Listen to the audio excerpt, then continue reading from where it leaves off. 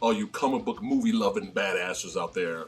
PhatSamuraiGuy is here with Lady Phat Blood, and today we're starting something a little different on our channel, a new series called Versus, that's right, where we put 1, 2, 3, 4, I don't know how many movies against each other, okay? And by the end of the video, we will decide, all right, not which movie is the better film, but we will decide which movie entertained us the most out of the two or more. The films either have to share one out of the three. They have a similar title, right? Be similar in premise, or just be in the similar genre. And today, in Versus. Oh, I haven't been looking forward to this, folks. Come on! There's a reason. All right. You already know who the winner is for me. If you've seen the title. We gotta build some suspense! No suspense! I've already ruined it. Spoiler alert! See, no, because you did not say which one. Okay, well, let's leave some suspense for them, if okay? y'all know me. Okay, here we go. Today, both films that we have chosen. Oh, she's got the cup, she's got the mug. The mug has returned. That's right. We have chosen 2 live-action property films based off of a comic book series where both protagonists on each side share a similarity of being able to regenerate. For one reason or another. Yes. Neither of them are similar in that respect, but what they can regenerate. So I said, this will be fun for our first Versus episode. Yeah, fun. And also, this video will contain spoilers. All right, so first up we have... Leave some suspense! Bloodshot. Here's a quick plot synopsis. Ray Garrison, a slain soldier, is reanimated with superpowers. And that's it. That's the movie. So if you guys have been watching the channel or following my social media, I've been kind of bashing Bloodshot before it even came out. Because, I mean, I just wasn't impressed with the trailers, you know. When we went to go see a movie a long time ago, they played the trailer twice in a row, ruining the damn Johnny Cash song, Memories. Please. And they played the entire trailer, and then they played it again. Yeah. She was in the theater like this. Ruining Johnny Cash, okay?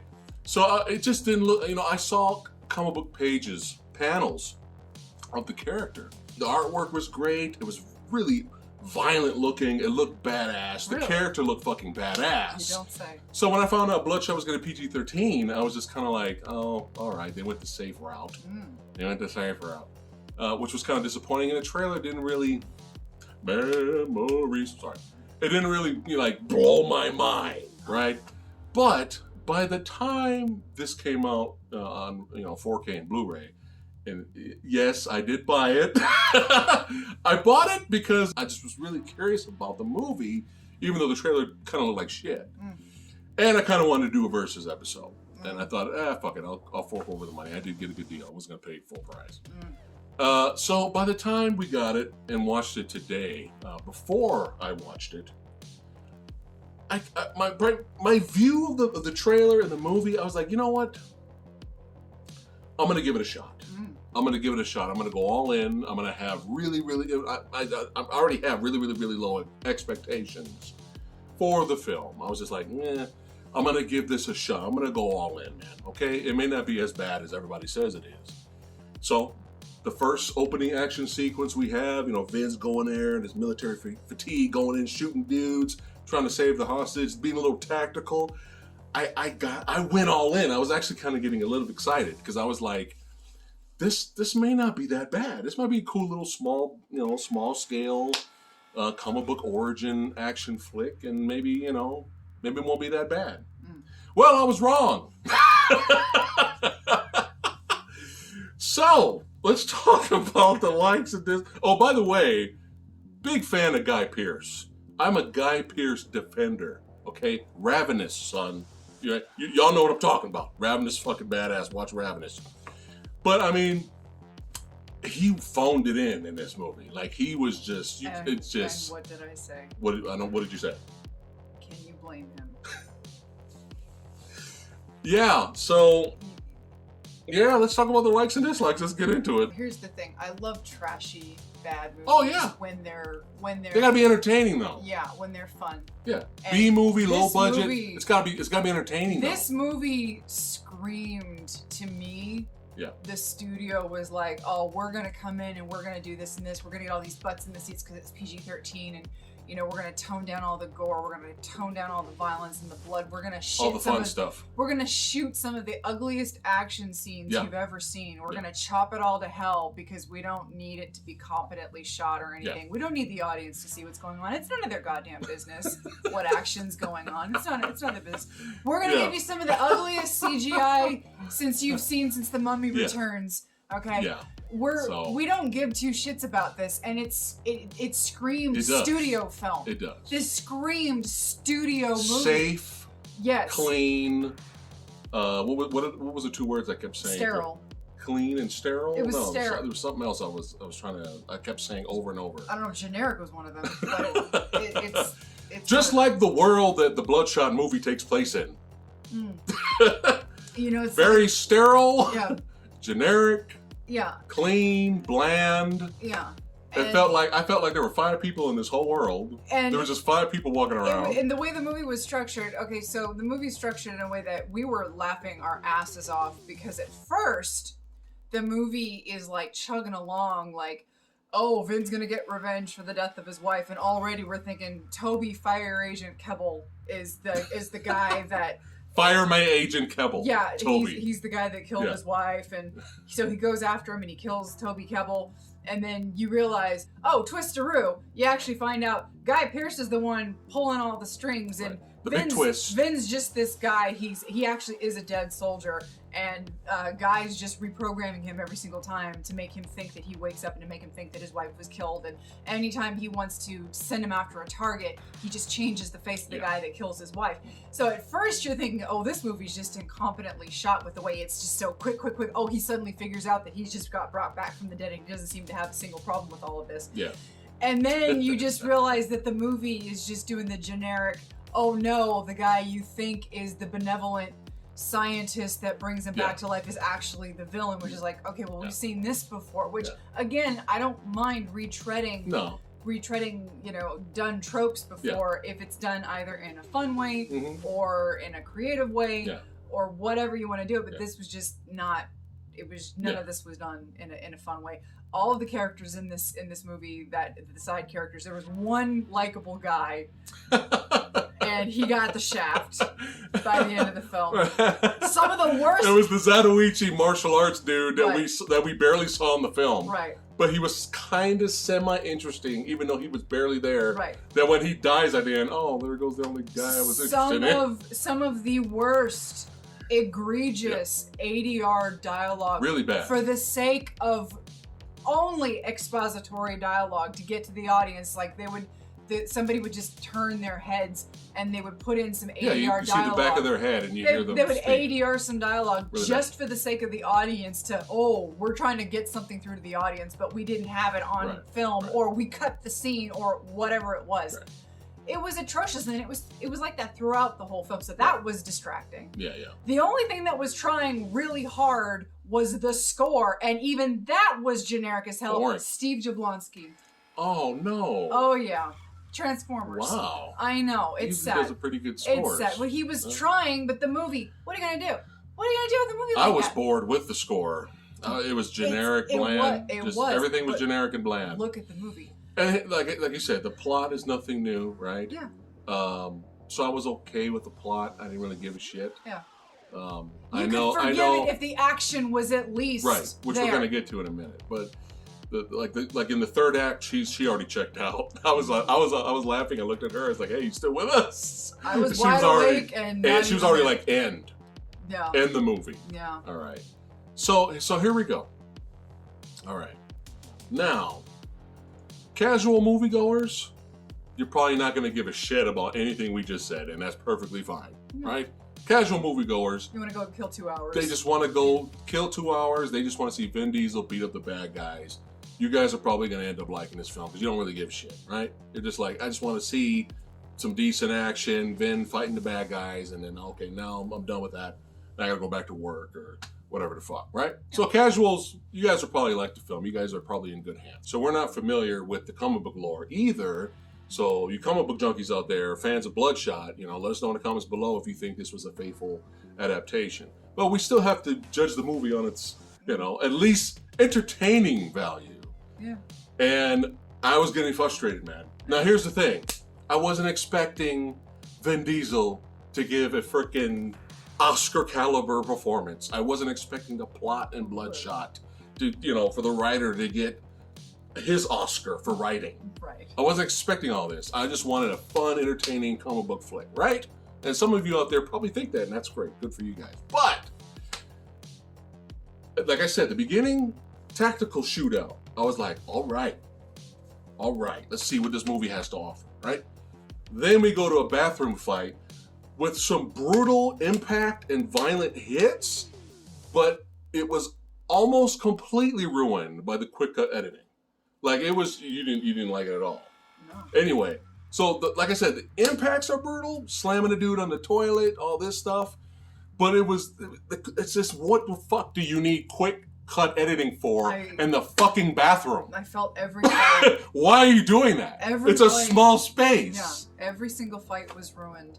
Every elaborate set piece that you tried to set up, that they tried to set up in this movie, for as much money as you may have put into it, you ruined it with your editing. Yeah. That whole sequence, and that's where I started. Sequence in the tunnel, where you first see him with his chest goes red, and it's surrounded with the flower and the truck and all that. The setting, was the really red good. Lighting and all that shit. The dust, the dirt kicking up, the slow motion, absolutely, and it was ruined. Just man. By awful, choppy editing to the point where you're literally sometimes, and it wasn't just in this fight. Sometimes you're literally trying to follow certain characters or certain like one person you're trying to follow, and you'll see them doing one thing, and all of a sudden they're over here doing something else because the editing is that atrocious. Yeah, and that is unforgivable. Yeah, you're gonna go to all the pain to set up things and to put money into certain things just to ruin it. In that tunnel shootout, that whole setting, I was like, oh, it's about to go down. It's about to go down, and I was bored, man. I was fucking bored, man. And it wasn't because it was in slow motion, okay? I'm a huge fan of John Woo flicks, okay? Sam Peckinpah, all right? It wasn't because of those Borgers in slow motion. It was just so unmemorable. And here's an example of what you were talking about.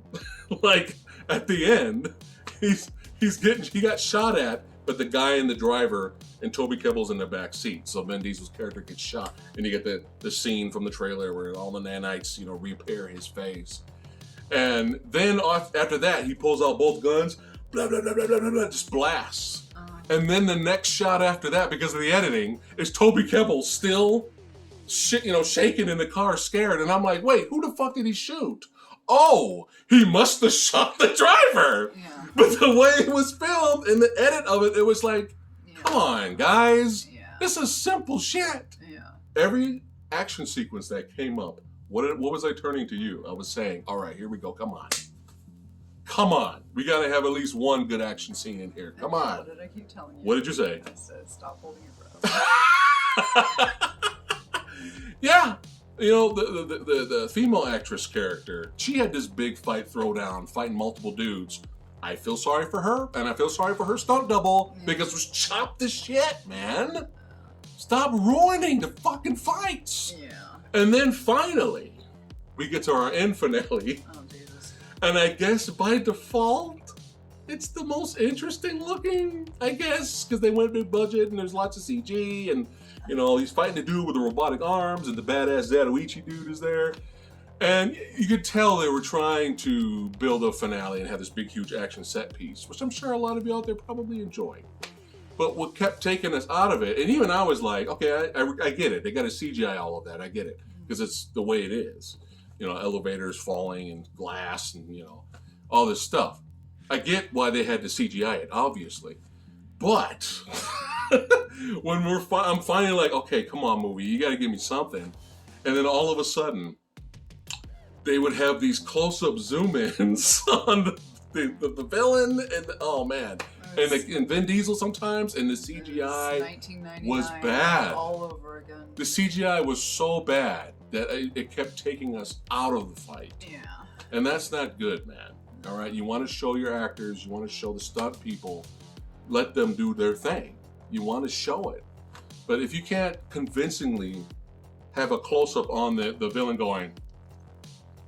I mean, if you can't do it right, pull back, okay? Yeah. Show the same scene, just don't close up on it. But and then the finale was just there. I'm like, oh, he's finally decided to look like the character from the comic book now. Thank you, movie. Yay for giving us that shit like right at the fucking end. And Guy Pearce's death was, it's all right. It happened. Yeah, it was all right. And it just kind of sucks because this character could have been something, if the action sequences were phenomenal. All right. And you don't need big budget. You don't need a gigantic budget for an amazing action set piece. Okay. It could be down and dirty, ground and pound. No, show the action. I would be willing to bet. But no. You had to fuck up a fight in a bathroom. I'd be willing. Watch the Raid 2's fight sequence in the restroom. Compare. I'd be willing to bet you cold hard cash you give this script to the Mo brothers. The Mo brothers? Oh, hell yeah. And you give them half the budget that this movie had. Yeah. Or the director of the John Wick films, Chad. Give it to that guy. You would end up with something that's at least, Yeah. You would be able to see everything. Right. You wouldn't get the CGI vomit. And that was something else that I really did not like about the movie straight out of the gate. Yeah, the 4K picture looked nice, but the movie itself had this inherently cheap look to it. Yeah, it looked artificial. Yeah. Now I get it. We're in this futuristic type of film where this timeline where you've got these nanotechnology where it's actually his bloodstream, and you got the one soldier who breathes through this contraption in her chest, and the one Zatoichi soldier who has these cameras, and that's how he sees optically. He can't see through his eyes anymore, and you got the one guy that doesn't have the legs anymore. I understand who's just evil for the sake of being evil. Yeah, he's a cartoon villain. And how do you know he's evil? How do you know he's evil? Because all evil people, when they're done chewing their gum, they roll it up and hide it underneath the table. Yeah. Ah! Yeah. Evil! So, yeah. So, the movie, and I guess this movie didn't have a terribly high budget, all things considered. I get that. But, again, and you're dealing with if you can't do it right, don't do it. Film if you can't do it right, don't do it. But, again, the movie looked... Yeah. It looked its budget. Yeah. It looked very cheap. And then you're going to blow all this money on this alternate ending that they threw in at the last minute because they didn't like the original ending, which was the elevator shaft ending, which to me looked like garbage. Right. And took me right out of what I was already out of. Keep in mind, they gave them more money to complete that elevator shaft action sequence. Yeah. And it still ended up looking like shit. So for me, this movie, I wasn't looking forward to it. Again, I'm always willing to give the movie the benefit of, hey, if you're shitty, you still might at least entertain me on your action. Yeah. Like, I could have given you a pass if your action was at least solid. Yeah. Like, I get it. You wanted to be PG-13, so you cut out your violence, you cut out your blood, you cut out a lot of shit. Yeah. Snip the balls off the character. Exactly. But if you had given me all the action that looked good, at least, because, I mean, this is not a movie that's character-driven. This is not a movie, clearly, where the characters are supposed to mean jack shit. Right. At least it didn't to me. But... that action, the lack of the action really hurt for me. So yeah. So then your movie has absolutely no value. We own it. I know. Yay! I don't know. It might be a free giveaway. I don't know in the future. But who will want it? No, there's fans. There's a lot of fans of this film out there. You guys love it. That's great. It's just for us. I kind of dropped the ball there. We have seen worse, though. Oh, yeah. We have seen worse.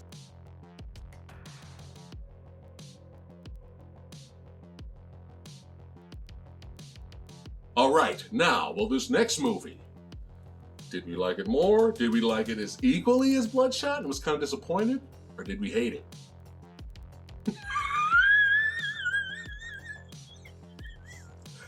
Don't ever play poker with me, folks. This is the... or maybe you should. You'll win every time. I don't know. The Old Guard! Watch this on Netflix. Starring Charlize Theron, also based on a comic book. Here's a quick plot synopsis. A covert team of immortal mercenaries are suddenly exposed and must now fight to keep their identity a secret. just as an unexpected new member is discovered. All right, let's get into it. Starring Charlize Theron on Netflix. Let's do this. What'd you think of the movie? Yay. Yay. Thank God we watched this second. Because that would have been a bad time following this with Bloodshot. Good example. District 9, and then right after District 9 was at a drive-in theater. We saw a double feature. We saw District 9 first, and right after that was Rob Zombie's Halloween 2. We're like, oh shit. Really? Was that the order that we watched? That was the order. No. Oh my God. Wow. Oh. That's why I remember. Yeah. But what'd you think? So yeah, this one, I know this one had a slightly higher budget than Bloodshot. But again, you want to compare the way the film looked. The budget was probably about 35 or 25, 25 to 30 million more. Right. But you just the way it was shot, no cheapness to it. And when they would get damaged, the immortals, the regeneration effects were better than they were in Bloodshot. So what did we not get with this? We did not get any shitty CGI. Right. We didn't get any ugly looking worlds because we were actually in the real world. We didn't have any, ridiculous technology to have to contend with. We didn't have any ugly CGI limbs or anything like that. Everything was... world filled with 5 people. Yeah. I really enjoyed the world building that they tried to do. We had interesting, likable characters. I almost want to say that this was the Highlander film that they could never do. Like, they've been wanting to redo Highlander for decades There's now, still a rumor of a reboot. and they just remake. Can't do it. And honestly, they might as well just give up on it. Because if they can't do it after 30 years in all those shitty sequels, they might as well stop. This is probably the better way to do it. Right. It's like Highlander, except they're not trying to take each other's heads. And there's no prize, there's no game. But they do sense each other in a way. Yeah, except in this version of the lore, there's not like a whole bunch of them running around the planet, and they're kind of more drawn to each other. And it's just better it's better for all parties involved if they just find each other. Yeah, and then they stop sensing each other once they're close. And through dreams. Right. So the lore that they tried to establish, I thought they did a pretty good job, all things considered. The movie was only about 2 hours long. Right. So you had to get a lot of backstory in with these characters. I did want more flashbacks. Yeah. Like seeing them in action. But that's really in the flashbacks. We got one, which was cool. Right. But I wanted more with the other characters, but it's nitpick. Which was really tricky though, all things considered, because when you look at Highlander, you had one main character, and you got to look at his past lives, which is much easier to do. With this one, you had 4 characters, not including the new member, because obviously we already know that she's not going to have this rich history. So you couldn't cover every single one of their backstories in a 2-hour-long film while trying to maintain the main primary modern-day storyline that's going on, which there's a lot going on in that storyline too. So I really enjoyed what they did with the little time, all things considered, that they had. Yeah. I thought they did a really good job establishing what they could in the 2 hours that they had with the characters that they had. We had sequel bait, which I'm all for. Yeah, it's fine. Great. I called it. As opposed to Bloodshot sequel bait, which go fuck yourself. There was sequel. Oh. Because I remember. Yeah, alive. I know. I just didn't care. He's still fucking alive. Yeah, yay. Yeah. There's still soldiers. But Blade was still alive at the end of Blade Trinity. He's still out there too. So I'm just saying. I liked the way the action was filmed for the most part. Yeah. I thought they could have like cleared it a little bit more. It was a little jumpy in spots. Okay. Like just a little bit more clear with the action, but it was nowhere near as awful. It was still Bloodshot. 5 billion times better.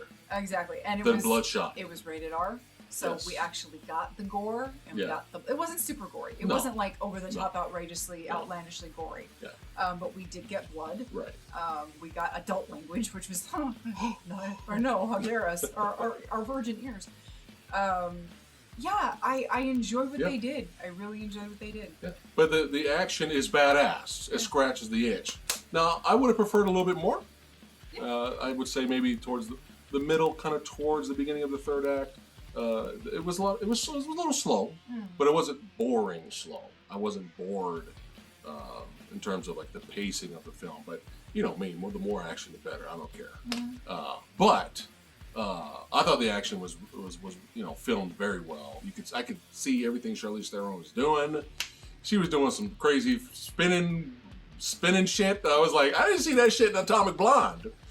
She was pretty good in Atomic Blonde. But yeah, she's getting better with the fight choreography. I liked the way it flowed. I loved how they were doing teamwork maneuvers.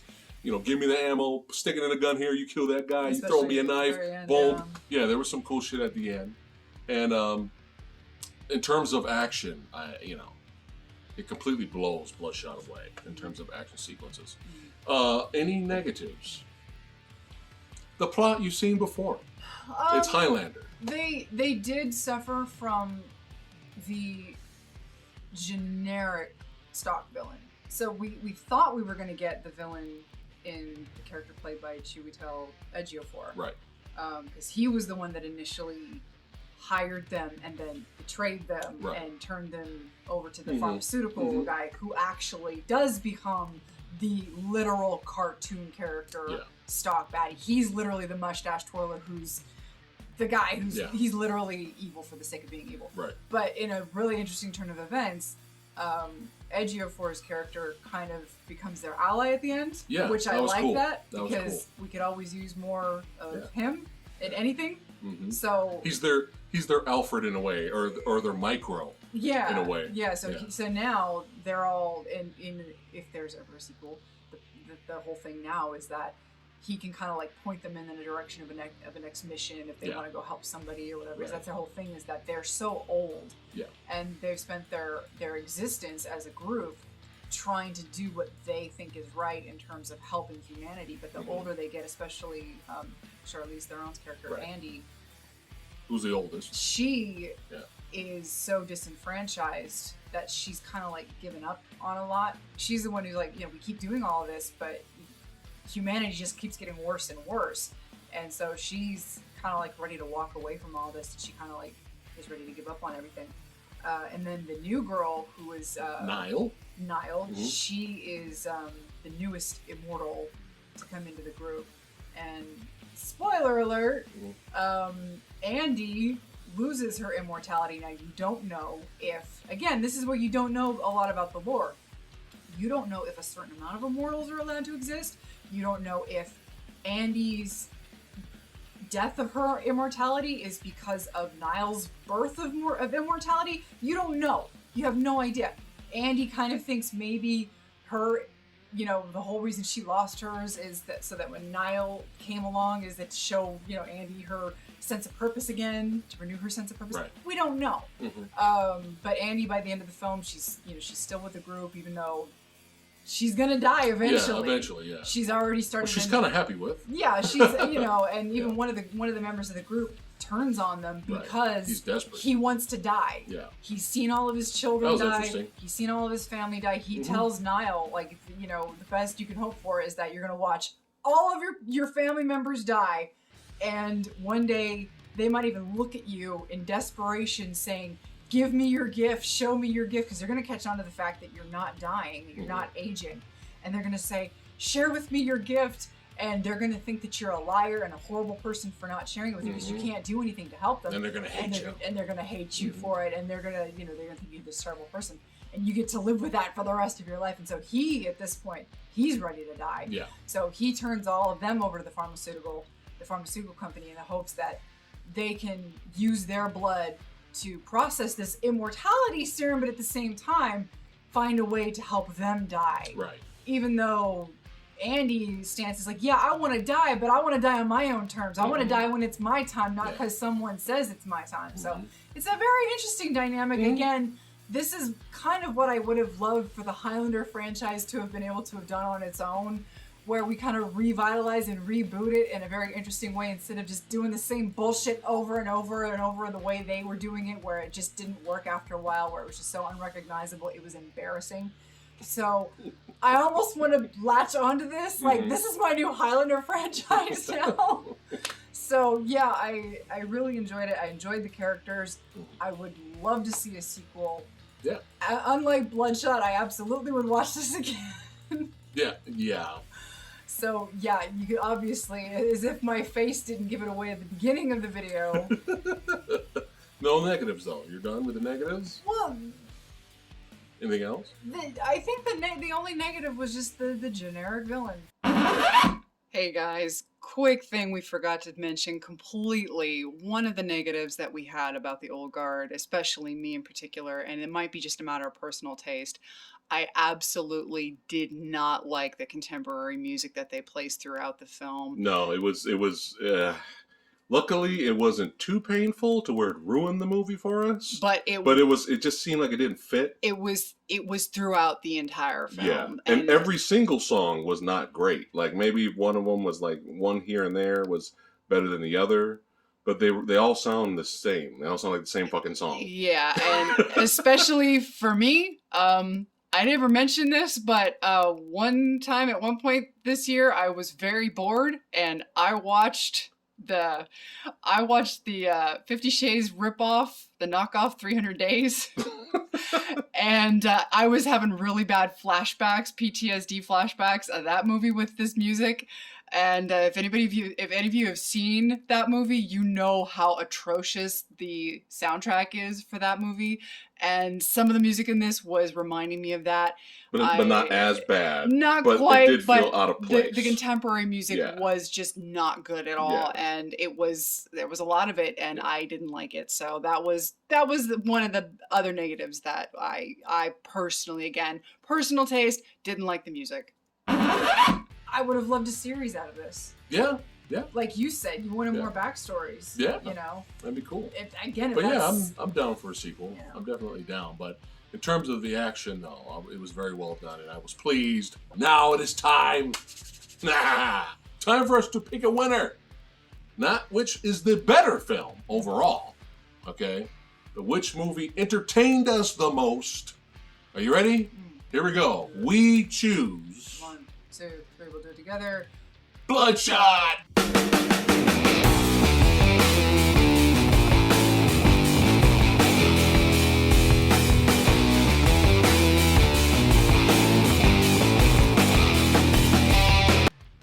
Really? Come on, you guys. Seriously. Come on. The Old Guard is the winner, obviously. And in this case, obviously, it just happened to be that it was the better made film. Yeah. It just happened to be that way. Okay, so we broke our own rules. No, we didn't. It wasn't our We're fault. choosing it. It wasn't our fault. No. Okay. No. Which one is the most entertaining? That's it. That's all. But yeah, there we go. That is the end of the video of our first Versus episode. We want to do a lot more, and I can't wait for the day where we disagree. It's coming. It's coming, because I got some movies rolled up, which I have a feeling I will like and you won't. So it might be interesting. Or maybe tie, or there'll be no winner. Might be a draw. You never know. It'll just be a video of us hanging ourselves. I'm just so done. But let us know in the comments below what you guys think of both films and what you would have chosen as the winner. It may be different from ours. We'd love to read your comments and check it out. And stay tuned for more future Versus episodes. Also, give us ideas for future Versus episodes. It'll be a lot of fun. And we'll see you badasses next time. Memories. God damn it. Memories.